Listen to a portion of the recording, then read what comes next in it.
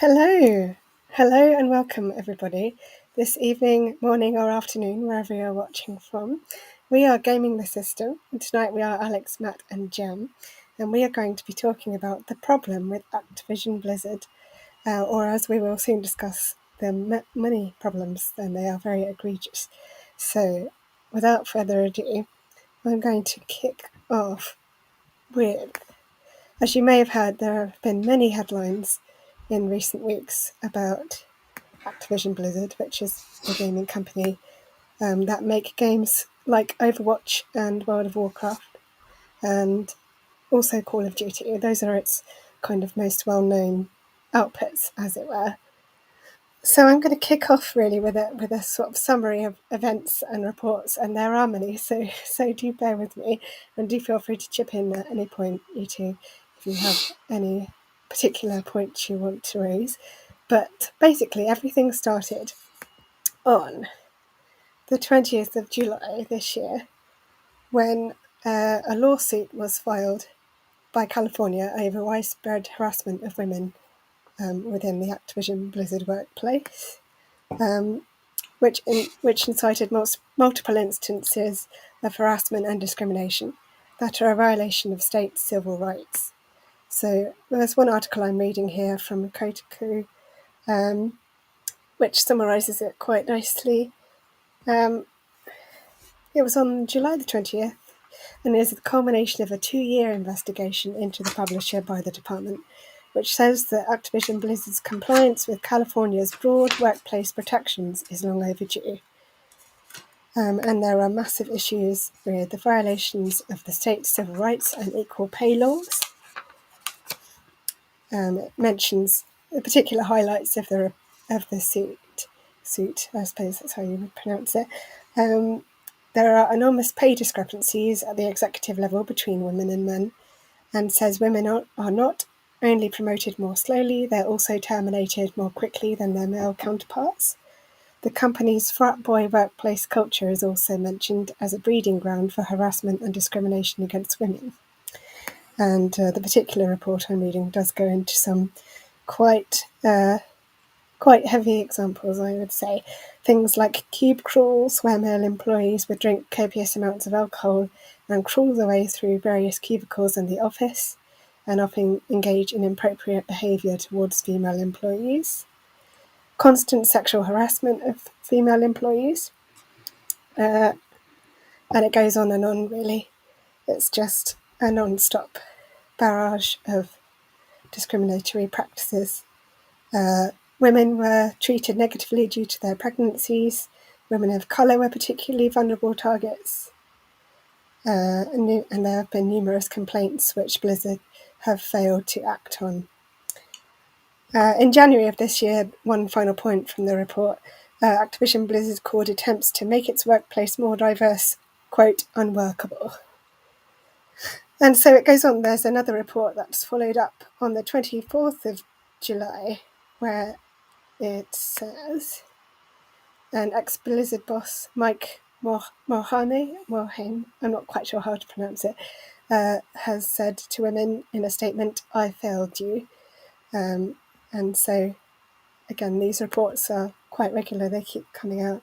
There was another one that followed on the 29th of July.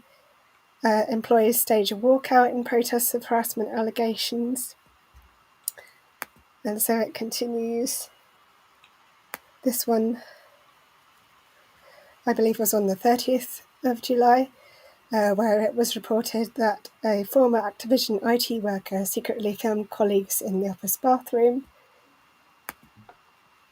And another one on the same day, Blizzard recruiters asked hacker if she liked being penetrated at a job fair. And I read that one quite thoroughly. They also asked if she turned up with her boyfriend, because how could a woman possibly be there on her own at a jobs fair? And then there was another one also on the 2nd of August. Activision CCO Fran Townsend tweeted an article about the problem with whistleblowing right after the Activision Blizzard lawsuit went live. So it's just, and it keeps going on. There's one final bit here, I believe, which was just yesterday. Activision Blizzard CEO Bobby Kotick began the quarterly investor earnings conference call with a strongly worded opening statement stating that discrimination, harassment, or unequal treatment would not be tolerated, calling for Activision Blizzard to become a company that sets an example within the industry. He went on to announce that people would be held accountable for their actions and management or leaders found to impede investigations would similarly be fired. The CEO also highlighted newly appointed co-leaders of Blizzard Entertainment, Jennifer O'Neill and Mike Ibarra. So that's kind of a summary of all the headlines that have come out in the last couple of weeks. So really what I want to ask you as a starter question is, are you surprised at what's happened? And who would like to jump in on that? I'll go for Jem first, if you want to kick off. I wish I was. But no, I'm not at all surprised. I mean, actually, when I was digging into it today, I found, that they had another walkout in 2017 over pay. And the head honcho was walking away with, I think the figure was 40 million for his annual wages. So clearly the people at the top don't have any problems with inequality in their business. And I think, that's that. If you create a culture like that, then you're going to end up in this sort of scenario. I think it's good that this group has got together to challenge them. I think that's really good. I think maybe that's the positive takeaway from this situation, actually, that people are beginning to say, actually, no, this isn't okay. Yeah, so that's basically where I'm at with it. I think it's I'm not surprised. I would agree as well. I think there's probably, sadly, other examples of it that haven't been revealed yet within the gaming industry, because things like this are usually quite widespread because of the dynamics of power and control and the patriarchy and everything that we've been discussing while we've been a podcast, really. And the culture that is prevalent in a lot of these places is very difficult to change unless there's more diversity and more inclusion at all levels of any workplace, really. Matt, did you want to share your thoughts on whether you were surprised or not by what's happened? I disappeared then because my headphone ran out of battery, even though I've specifically been charging it. So unfortunately, I missed most of your explanation, Jem, sadly. But I can watch it back later. No, I'm not surprised. And I think this is a really remarkable way of... So there have been a Me Too movement, stuff like this comes out all the time in bits and bobs. This is the most concise sort of like exploration of the structure of abuse and systemic problems everywhere that permeates every single industry. It's not, there's some bits here, some bits there. It's all industries in one long line, like one massive cake, and all the issues that have been brought out in Activision and Blizzard are the through line, like they're lines that go through all of the cakes. They're like the cakes made of glass and rat poo and cat vomit, and it's all the way through. And I've never seen it so clearly. This is employees going, okay, no more. Okay, we're going to. So so up until the last few months, when this lawsuit was brought up, the status quo of Activision Blizzard was just going along nicely, which shows that everyone there in power was completely fine with the way things were. Absolutely. And would have happily gone, I don't care. Nothing's changed for decades, and we don't want it to change because we're doing really, really well. We've got Warhammer, we've got World of Warcraft, and we've got Call of Duty, two of the biggest cash cows of the gaming industry ever. We're doing fantastic. And now this comes out, and it's one of those things where these things, when you put the spotlight on them and you shine it on there clearly and long enough, then that's what makes change happen. Because now the culture is changing, and when all these things come out, not only is the legal side going to be on their side, the people who play the games are going to look at that. No one's going to look at that. The vast majority, like 90+%, probably 80+%, will look at it and go, this is fucking horrible. Activision Blizzard, do something about it. And Activision Blizzard, what do you think they're going to do?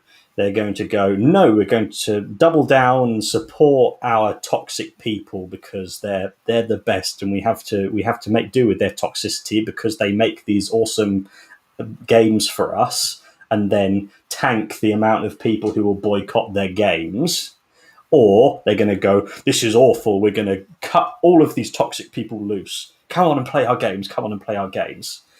These toxic people are expendable, the customers are not. So they're going to go where the customers are because that's where the money is. And if these lawsuits start costing serious money and serious customer loss, that's why companies become more woke, because that's where the money is. They don't do it out of the goodness of their heart, but as long as they do it, I'm good with that. Mm-hmm. So, moving on to a follow-up question, really. Why do you think it's happened now? Which is a complicated question, I know, but yes. I don't think it is really. I think it just comes down to the patriarchy. It comes down to an environment and a situation where men generally, when they are in positions of power, feel that it's okay to mistreat the people that are, their subordinates or their staff, the people that they have a duty of care to, actually. And I think we've got I think, as Matt mentioned, the Me Too movement, and I think the biggest issue that I have with the Me Too movement is that everyone said, oh, look, Hollywood has this problem and we're having a Me Too moment in Hollywood, and then suddenly it pops up somewhere else and they go, oh, look at this industry that has a problem.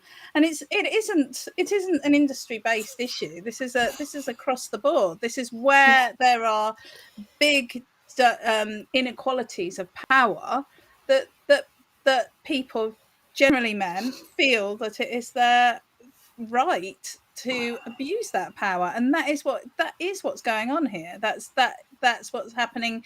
I mean, there's stories about that all the games designers are treated like gods and can basically get away with anything, and that that all of the World of Warcraft designers are like untouchable, and because they bring so much money in. And it's like, oh, we can't cope without that person. We can't cope without this person. And and I think, that on one hand, that's extremely depressing. But I think, again, as Matt says, the power actually lies with us, the consumers, and we can, put some pressure on them to deal with it. So I don't think it is a complicated problem. And I read an article earlier where they were saying, and I do want to link this to Gamergate in a bit, but I read an article where they were saying, it's 7 years on from Gamergate, and they said that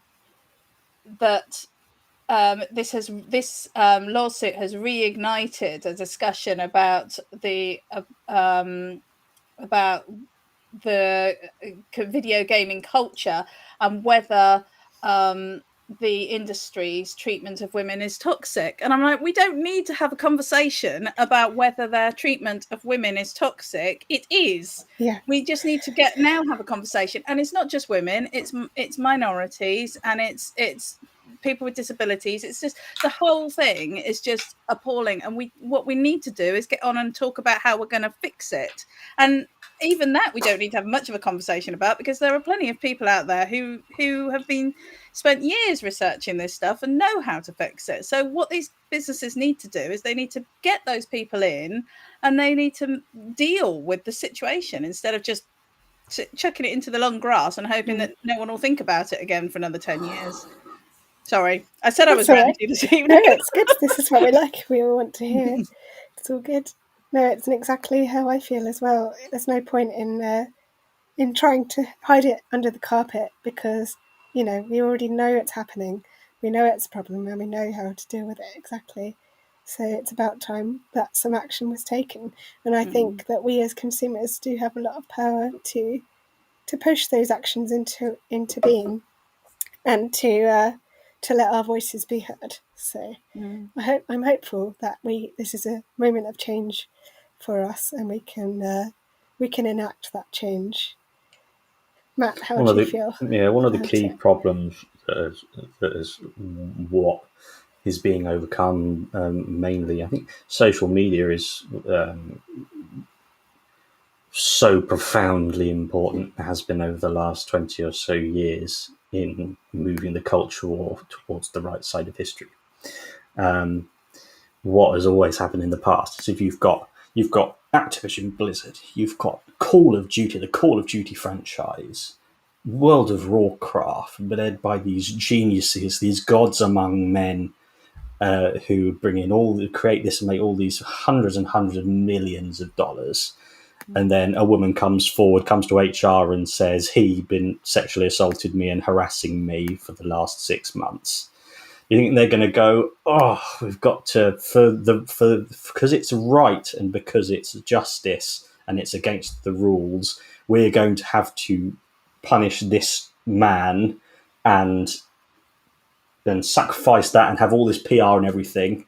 Or do we sacrifice this one solitary woman who might be a secretary or a junior level designer? Do we say she's difficult and kick her out and then blackball her from the industry so no one cares? They've done that forever. But now that's been happening. And now they've all got together and go, hello, you tried to sweep us all under the mat. Well, now there are enough under here that we can throw the mat off and beat you to death with it. Mm-hmm. That's what's happening. The thing you said why it's happening right now, I think it might have something to do with the fact that most of them have been working from home for the last year and a half. And then when they think about going back to the office, they think, I'm going to go back to that. And it might have just been an offside of COVID that got them thinking about it. That's a really good point. Such a good point, yeah. Yeah, the world's really changed, obviously, since the pandemic. And I think it has made us reassess our working lives and see it from a different point of view, I guess, like they probably realised, so this is what it's like to work without harassment in the office every day.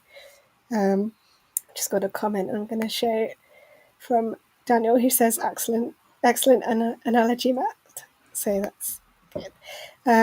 Putting my academic hat on, going back to the point about when you were talking about the women in HR, Matt, from the higher-ups point of view, they're just thinking about risk management, and the biggest risk for them is probably reputational risk, where they're trying to juggle, we don't want all that stuff to come out, we don't want our reputation damaged, and now there's so much of it in the background boiling up that it's just all exploded and turned into an absolutely massive amount of reputational damage for them. So that risk has not been managed well. Absolutely. Moving on, I did mention as we were running through the many, many headlines that have come out in recent weeks about the newly appointed co-leaders of Blizzard Entertainment, Jennifer O'Neill and Mike Yarborough. I'm not sure if I pronounced that correctly. But do you think that appointing new co-leaders is a step in the right direction? Is it an action that is a positive step? Or is it just bluster, or look, see what we're doing, we're papering over the crack kind of thing? I think they're trying desperately. They're doing the sort of... They desperately want to get away with doing as little as possible. So that's what they've done. They go, this has happened, this is terrible, and we want Activision Blizzard to be the best, most equal company ever. Have they stopped having a go at you? Saying no, we'll go even further. We'll have new co-leaders. If they stop complaining, no, and then they'll keep on inching further along that, all the while pretending that they want to go as far as they possibly can, but really they don't. Really, it's like so. What I've heard something like you can get independent auditors whose what they do is they go into a company, they flesh out all of its demons and the problems with all of it to completely cleanse it and make it a really positive, equal work environment. But the problem with companies that have been run the way Activision Blizzard has become, everyone at the top is complicit in everything that's been happening all the way through. Yeah. And so what they want is to get through this, maintain as much of the brand as, like you said, risk management, and keep their jobs and their power. So that's the needle they're trying to thread. It's going, yes, we're fighting this problem, we're conquering this problem, even though it's been happening under our watch for the last however many years. That self-servingness, just for that going, how far do we need to go? Never going, and it's not so. It's always about money, about their money, and so that's what's guiding them. I'm glad that they must all be really shitting themselves at the minute. At the very least, that's what they deserve. A few sleepless nights. I think that it depends who they are. I don't know enough about these two people to know if they're going to bring anything good to it. My understanding is that they're existing employees in the company, and they've just been so I would say that that's not going to fix things, because if they're already there and they're already in senior management, then they're probably part of the problem, or they at least need some help to not be part of the problem. So I think Matt's suggestion is a great option, and I think bring in some outside organization who can actually sit down and work out where the problems lie. And it doesn't have to be about sacking everyone or making people's lives miserable. Because group psychology is a really powerful thing, and if you have a sort of attitude that says this kind of behavior is okay, then perfectly reasonable people get dragged along with it. Now, I'm not justifying their behavior, but I do think it's important that people can change, and if you change the culture, you can improve that. So I think that's what I would be looking to do, bringing in some people who understand how to manage this kind of thing and can actually properly look at it and talk seriously about how they're going to change. And then, I've been thinking about this all day, and one of the things that my husband said to me was, that this is not a small company. As we were talking, this is a massive company making huge amount of money. It is not beyond them to sit down and become proper leaders, industry leaders, in how to do this properly, and to actually, look at ways they can improve the situation. So I think there's no excuse really for doing a sort of half-hearted attempt at fixing it. And I think Matt hit the nail on the head when he said they don't want to change the situation because it works just peachy for them. And this is a problem that we have with a lot of the stuff that we talk about. The people who have the power to make the change, or at least the people who we all feel have the power. I actually think that we have more power than we ever give ourselves credit for, but the people who claim to hold all the power, then they don't want to lose it. So it's very hard to expect them to do that and to have that happen. So I think Matt's right. Bring in outsiders, because I don't see that these two, and as I said, I don't know what they've got going for them, but I suspect they're just part of the problem. No, I would agree. I had a quick read, and I think one of them has been there at least 18 years. So quite some time. But as you say, there was another thing. So I was just reminded of the police in America thinking about, so they have something called qualified immunity, which basically means they can do anything they want and not be sued. Even if they do break the law, it's nearly impossible to get them convicted. But even if they are convicted, then any payouts that have to be made to victims come out of the budget for that city. So it's taxpayers paying for police crimes. So the police bail. So if you know that you can do whatever you want and it won't cost you, you're not going to go to prison and you're not going to have to pay any money, then you are going to do whatever you want with the power that you've been given. But so a commentator that I heard said that I can solve this in one go. Make the payouts from police lawsuits come out of the police pension fund. And then straight away, you'd think a lot harder before shooting someone if you thought it was going to come out of your own bank account. And then that's how you take culture instantly with serious accountability and consequence. If you make it so the first time someone says even like the slightest something that might be considered sexual harassment, you send them to HR. HR says, look, we know what you just said. It's being recorded. There's been reports. And if this happens again, it will be put on your permanent record. You'll be put on 2 months leave without pay. And it will go and it will be passed on. Everyone in the management will know about it. Okay. And then that level of consequence, you need to scare some people into going, okay, it needs to be super clear. And so that's what I hope this instance have, considering it's a massive lawsuit by a state against a company. They're going to be terrified. And I think, well, you should have fixed this before and then this won't happen. Yeah. I certainly didn't know before this happened that a state could issue a lawsuit, but apparently they can. I find it, well, I don't know if fascinating is the word, but you can quite clearly see like the two sides playing out and reacting to each other is quite a thing to follow over the last couple of weeks. I did mention the COO who tweeted about the article about the problem with whistleblowing, has since deleted her entire Twitter account, and that was 22 hours ago. But it's too late. Everyone's already seen it.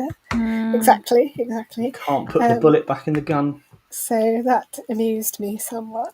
It's interesting you made the point, Matt, about accountability, and that's an important thing when you think about policy and enforcing that policy. And I had a look at Blizzard's vision and mission and values. I did actually look at it last year for my own work, which is really nerdy, I know, but I was looking at collections care policies and good examples of policy writing. And I flagged up Blizzard, ironically, as a really good example of policy writing, and now has been shown to be a policy that quite clearly sits on a shelf and nobody ever reads, or at least it's one for public facing that the public can read, but is not followed in any way by staff whatsoever. And I'll just read you the top line, which is what we stand for. So it says, dedicated to creating the most epic entertainment experiences, ... ever. Blizzard Entertainment's 8 core values represent the principles and beliefs that have guided our company throughout the years. These values are reflected in employees' decisions and actions every day, which I think is an important point to hammer home there. And I've got clips, I've taken snippets of each of the values, which I'm going to show to you now, and then we can discuss whether or not we think those are actually happening on the ground in light of recent reports. So the first one is gameplay first. Everything we do at Blizzard Entertainment is based on the success of gaming experiences we provide for our players. The goal of each discipline within the company, be it art, programming, or customer support, is to make our games as fun as possible for as many people as we can reach. I've had an instant thought. Yes, go on. Their first core value is gameplay first. Yes. which in itself is interesting. If you cut away everything else about them, and then you put this lawsuit next to it, it clearly goes gameplay first at the expense of all of these people. Yeah. So fascinating. Commit to quality. Quote, Blizzard Polish doesn't just refer to our gameplay experiences, but to every aspect of our jobs.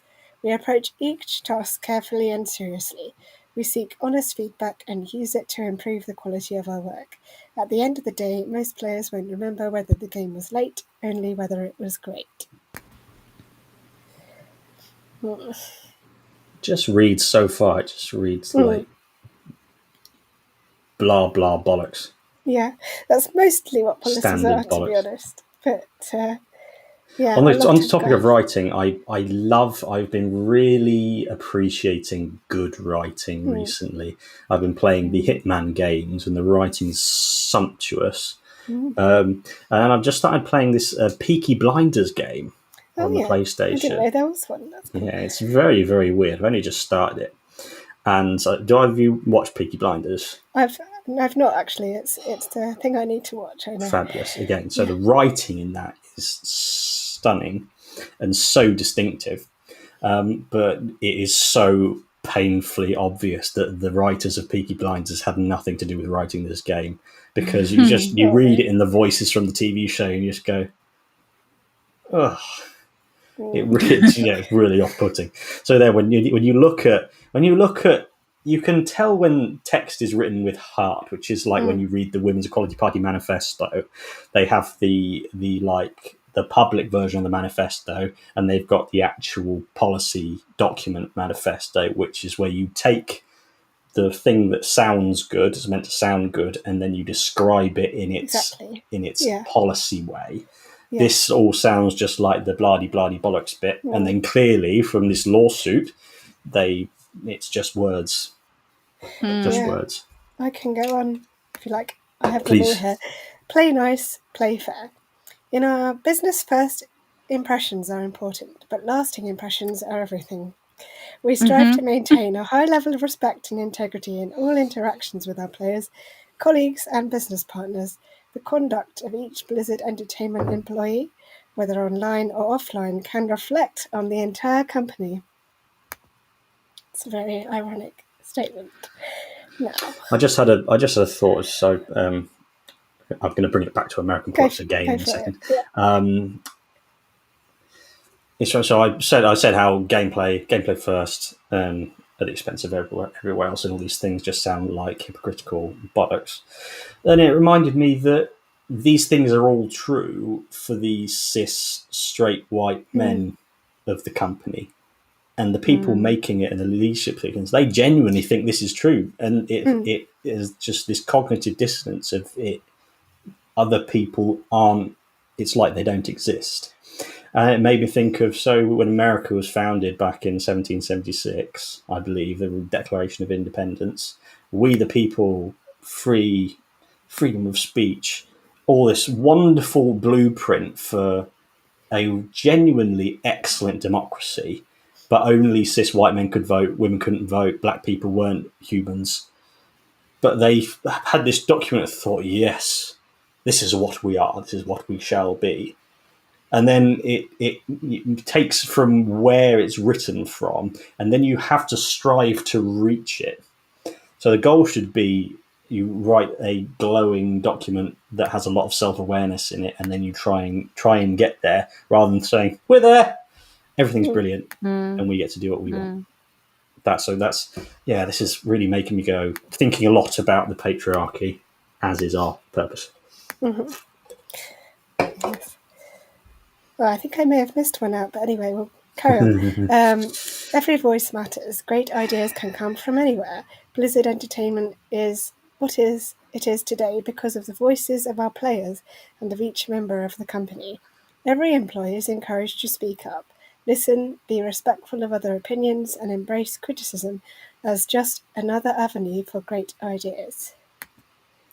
The problem with whistleblowers. Yeah. Everyone's voice matters. Yeah, I think you said it, Alex, about well, I think both of you said it about accountability, and it doesn't matter how much you say, it matters what you do. It matters it you know, clearly they're not enforcing these policies. This they're saying the right things, they just don't know what it means, I think. And as Matt said, it's probably because to the sort of a core bunch of people, it works just fine for them. Thank you very much. I know. Yes, this is the one I missed. Embrace your inner geek. Everyone here is a geek at heart. Cutting edge technology, comic books, science fiction, top end video cards, action figures with the kung fu grip, whatever it is they're passionate about, it matters that each employee embraces it. Their unique enthusiasm helps to shape the fun, creative culture that is Blizzard Entertainment. Again, it's more of the same, really, isn't it? That one we've done. Sorry. Learn and grow. This one is quite interesting, I think.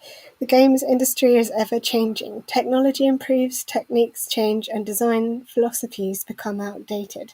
Since the founding of Blizzard Entertainment, we've worked to improve through experience, teaching one another, and cultivating the desire to be the best at what we do. We see this as an individual responsibility as well as a company one. Employees can count on their peers, managers, and company itself to be supportive and help them gain the knowledge and training they need. Now, to me, that's quite sort of capitalist in a way. It's like you have to do your best all the time. That's the impression I was getting from reading that, but I don't know if anyone feels differently. I'm full of analogies today. So I've had a few leadership roles in my life where I've been like a coach or a position where I'm the one in charge of a group of people, and I was just really young and enthusiastic and really enjoyed it. But you don't really think about the actual. It's a specific relationship when you've got someone who's in charge of other people. You don't, and it just goes on. It goes on fine. You don't really think about it. I'll keep on speaking, and it will make sense eventually. Yeah, it's fine. So when you make a company of gaming is something that is built on enthusiasm and love. It's not like being an accountant, where any like accounting, it's all numbers are the same. But with gaming, it's very, very specific and unique. You get together with like 10 people and you go, yeah, we're going to make games. And you start making games and it's all fantastic and fun and really off the cuff. And then you're a company and then you start growing and having loads of fun. And then your like little clique stays the same and you're not thinking about your relationship to other people. So it's like when you what you want when you're starting a company, you need to be nailing down the foundation of the company structure first. You need to be. It's like starting a business without knowing anything about being a business. Yeah. And it made me think about if you have a child. And you don't really put thought into having the proper through. Like, oh, we're going to have a child. You have a child, and then you've got a child, and then you sort of go, what then? Rather than going, do we have solid jobs? Will we have childcare? Can you take time off work? Have we got enough income? What's the climate going to be like in 18 years? Are they going to die before they're 30 from smoke inhalation? All that boring standard stuff that you need to do. And if you don't do that, then this is what happens. And because it's always been spunky, cisgender, straight white men all having a great, happy time together, building it for themselves, then you bring in diverse people and the system doesn't work because it's only been built to serve them. Exactly. Yeah. I had it very clear in my head. I hope. Just had a I hope comment someone, as long as someone understands it. No, I do. No, just a really good point to make. It's just a comment from Dan here. Every voice matters. They can't really believe this, can they? We also feel the same way. Yes, it is. It is mind-boggling. Go on, Jim. I had a look into I don't know. I was just looking all over the web about them today, and I came across a website which I can't vouch for at all, called In Her Sight, which claims that it's a women-rated company search. So women go on here and review companies about, if they're any good. I've never come across it before, but it has rated Activision Blizzard, and it's given them 2.5 stars out of 5.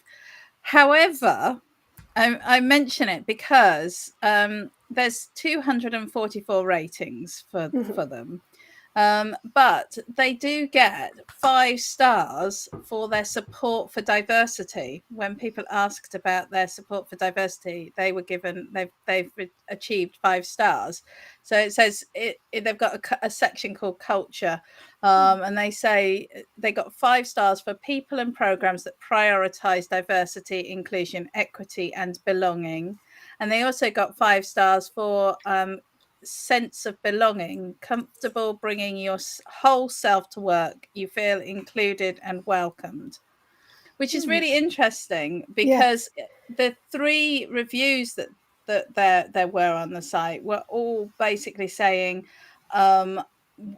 when I went into a meeting and I had an opinion, I was treated like I didn't know what I was talking about. I only got paid $10 an hour when I was working a 6-month contract, and we were working ridiculous hours, and we weren't getting any breaks.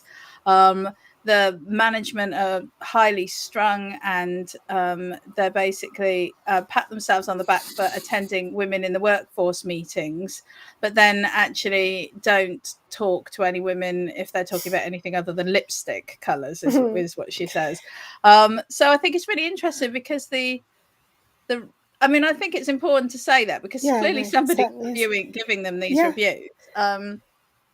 And I think it's quite interesting because there's obviously some contradictions. So it may be that there are specific sections within the organisation where it is a problem, and in other areas it's not, and or it's not as much of a problem.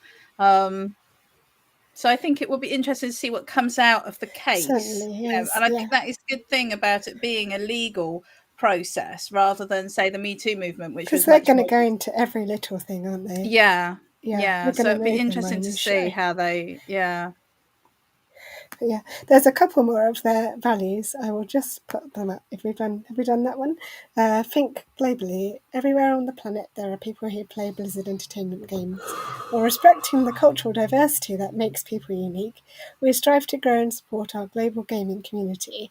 We also seek the most passionate, talented people in the world to enrich our company and help us forge the future vision of Blizzard Entertainment. So yes, that's another one, again, which relates particularly to diversity.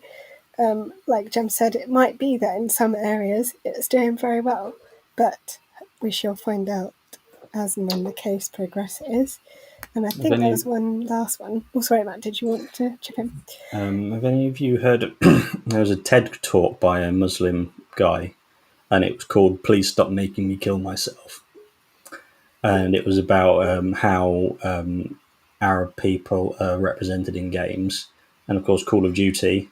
It's the only time you see Arab people is when they're terrorists wielding Kalashnikovs screaming in some Middle Eastern language. So it's all just nonsense PR stuff that they've never been called out on before. Yeah. Which is why they're so blazing, because they don't get called out and they don't face consequences. When they get called out enough, then that's when they might start making a few changes. Yeah. I'm hopeful that this is going to be so massive that things are going to change, and hopefully it will make other companies take a look at their own actions and see what they can do. to avoid another Activision Blizzard, because it's big things like this that actually lead to really good policies that can actually be acted out and have measurable targets and things like that.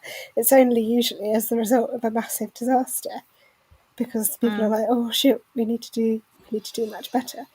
There was one last one, I believe. This may or may not be it, which is lead responsibly. Our products and practices can affect not only our employees and players, but the industry at large. As one of the world's leading game companies, we're committed to making ethical decisions, always keeping our players in mind, and setting a strong example of professionalism and excellence at all times. That's fine. If they do it, they should go into court and say, these are your core goals. Yeah. If you live up to them, you'll be fine, but you're not. You're not leading responsibly. And that was the point I was trying to make about the relationship between leader and the people they're leading. The people leading, you really need to put serious thought into what it means to be a leader, because it's if you think about it honestly and objectively, it is serious responsibility, which is why you're not in charge because you're inherently superior. You've been given this power, this authority over these people. It's not your power. It is something that you have been given, you've been vested in for a while. So when ego takes over, that's when you start abusing your power, because you think it's my power. And that's partially why the political systems are so screwed up, because they feel no responsibility to the people they're leading. They want to say, I'm a leader. But you imagine if you were in charge of the country right now and your ineptitude had led to the 100,000 deaths of COVID, you would, if you cared, imagine for a second, if I was Prime Minister tomorrow, you are responsible for the lives and well-being of 70 million people.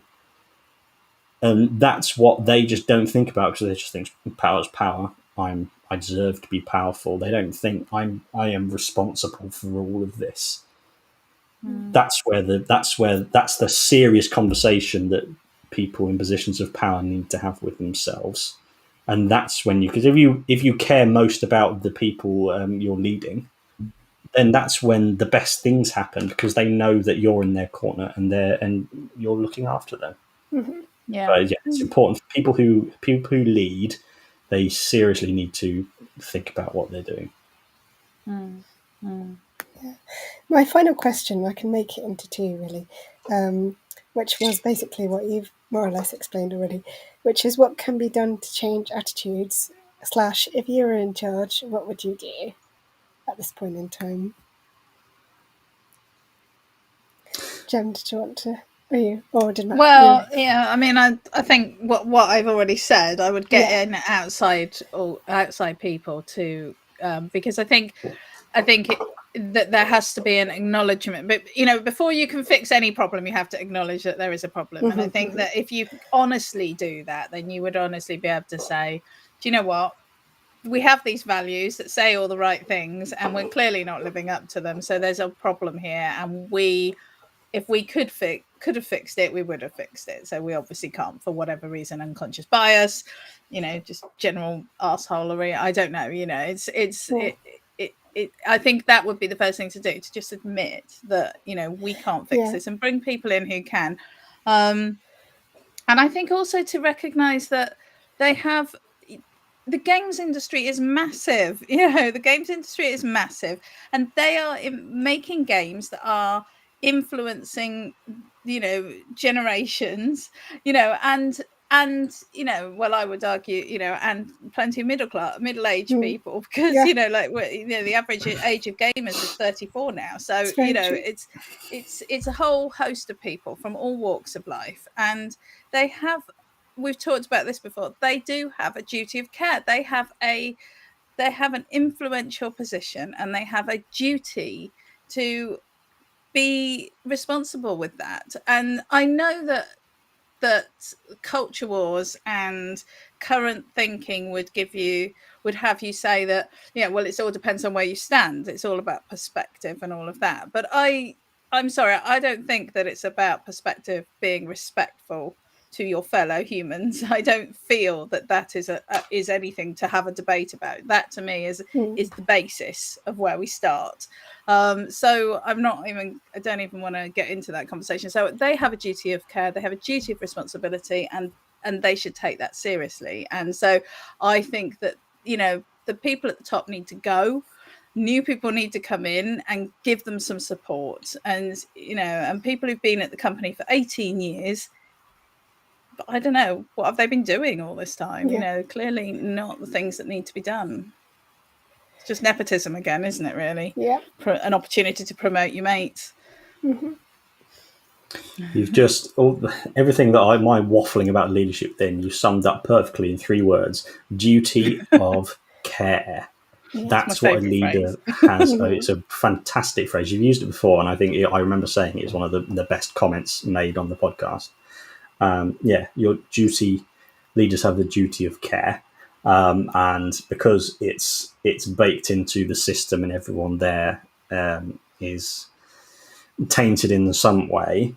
This could the shareholders. Well, what you could do, you could turn this into the biggest like turnaround and victory for Activision Blizzard.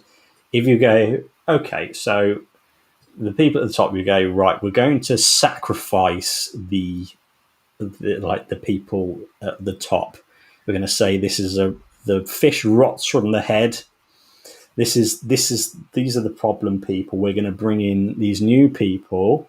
We're going to bring in an independent auditor, and they are going to cleanse the rot from this place.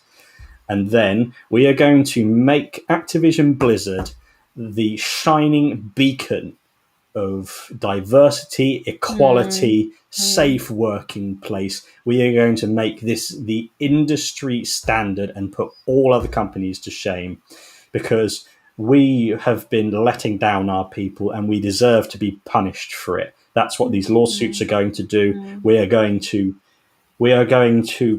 rebuild the image that we have squandered, and we're going to make ourselves into the shining example of what a brilliant workplace should be. And then actually lean into it and do it. Because if you're actually doing it, you can be as vocal as you like. Yeah. And then they'll be able to go, wow. Oh, yes, you are doing it. Yeah. And then they'll be able to go, we're better than all of you. We had our demons and we defeated them all. And now you're all pretending you're perfect, but you're just like us. And no one wants to throw stones in glass houses. That's why that's why everywhere else in every industry is silent whenever a big thing happens like this to one company. Well, that was one of the things about Gamergate, actually, which is why I wanted to mention it, because I think that it is important, because when I was researching this, it came up just as we are now 7 years on from that. Why are we still having this conversation?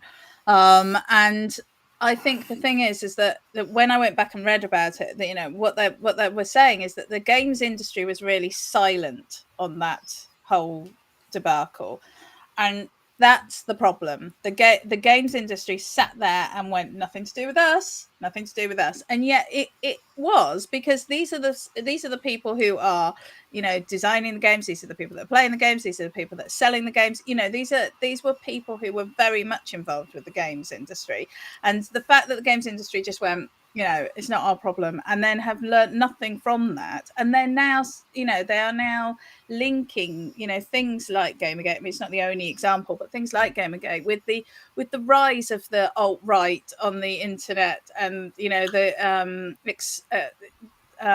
extreme, what is it when you anyway, the extremifying, I'm making a new word, extremifying of people, radicalizing, that's the word, radicalizing of people online as a concerted effort. These are small groups of people who are deliberately agitating to cause to bring people over to a different side.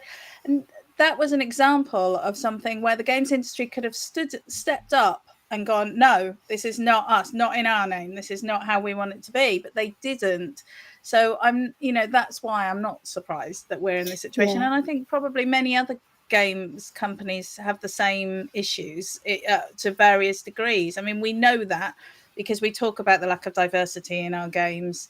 We talk about the lack of women in the games industry. So, but I do think, it is. I do have hope that it is changing. I think this is the death throes of this old system.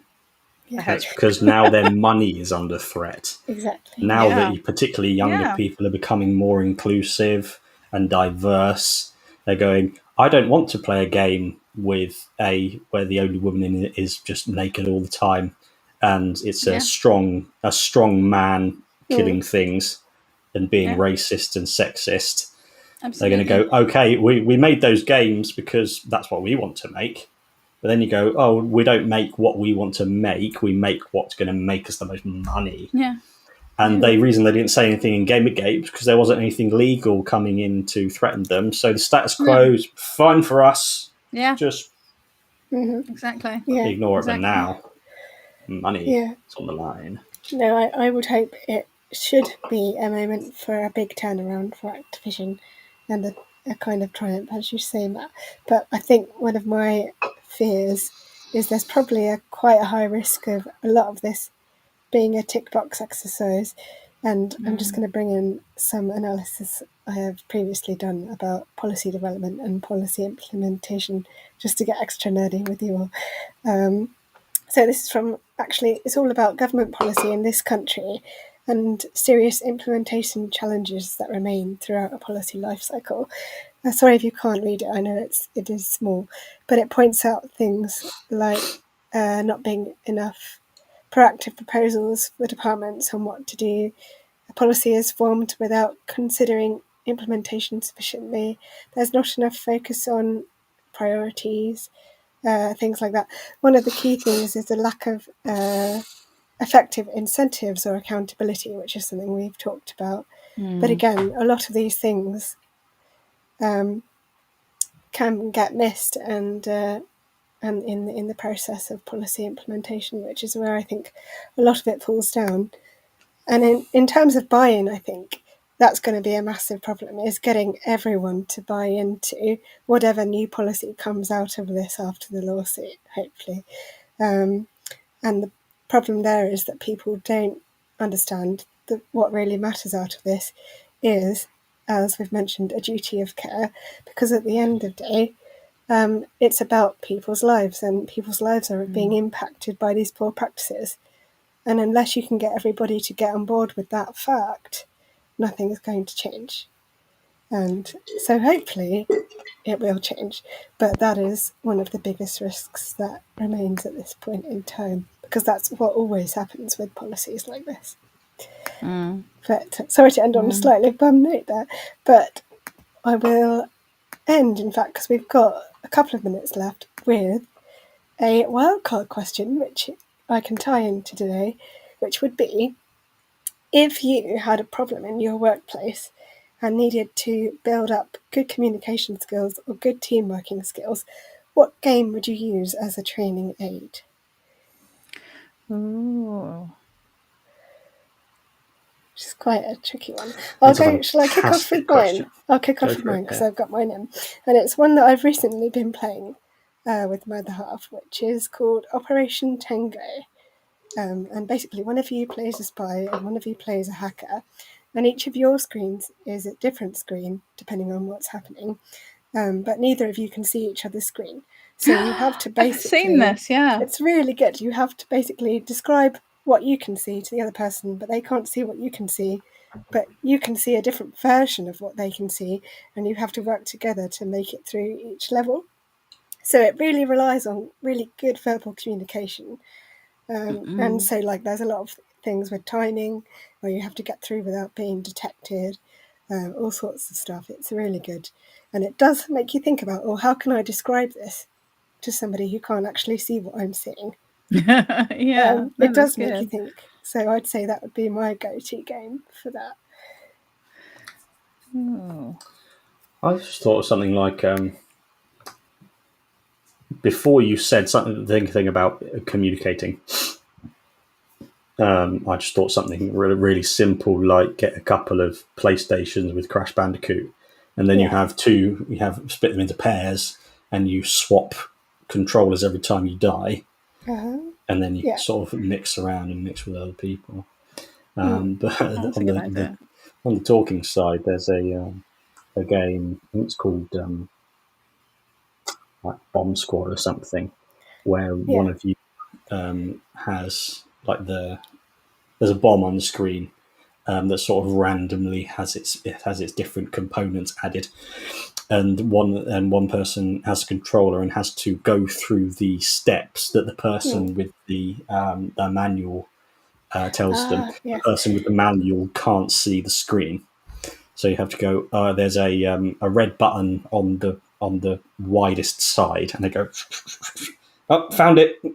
Press, turn that twice, and it goes, and you shout it. I think that'd be quite fun. You explained that much better than Tom did, my other half, because I asked him this question before this episode, and he was like, "I do Bomb Squad," and then he explained it in a really complicated way. Yeah, I think it's Bomb something. I can't remember, but it's the one that you said, and you just explained it in a much better way. So thank you. I understand that. Jem, what would yours be? Oh, do you know what? I've got two, but the one that I think is going to be the most contentious is, do you know what? I'd make everyone join a guild on World of Warcraft and go raiding together, because it's a really good it's a good thing about like working together and playing to your strengths and letting other people do their thing, and not always, like everyone has a role to play, and you have to work together. And if you just go off, if you're just maverick and you just go and do your own thing, which we did have people in our guild who used to just, they wanted to be something else than what they were supposed to be doing, and you were constantly having to like reel them back in again. No, you're supposed to be healing, not doing damage, and I think it just helps you to work as a team with a larger group of people. So you're sort of talking in a raid, in a big raid, I think it was 60 people, so it's a ridiculous amount of people. Wow, that's like 500 people. I don't know, it was a lot of people,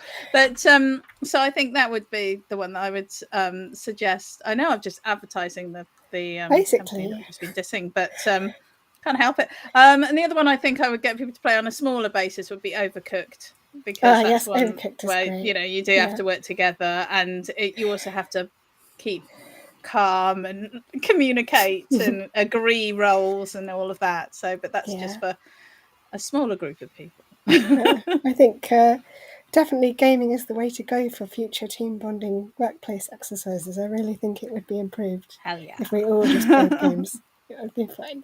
Got one last suggestion from Catch here, who says Dark Souls, but the person with the controller is blindfolded. That is good. You can imagine the chaos. It would be terrible. Oh, gosh. Well, that just about brings to an end today's episode. I've just got one last thing. You go.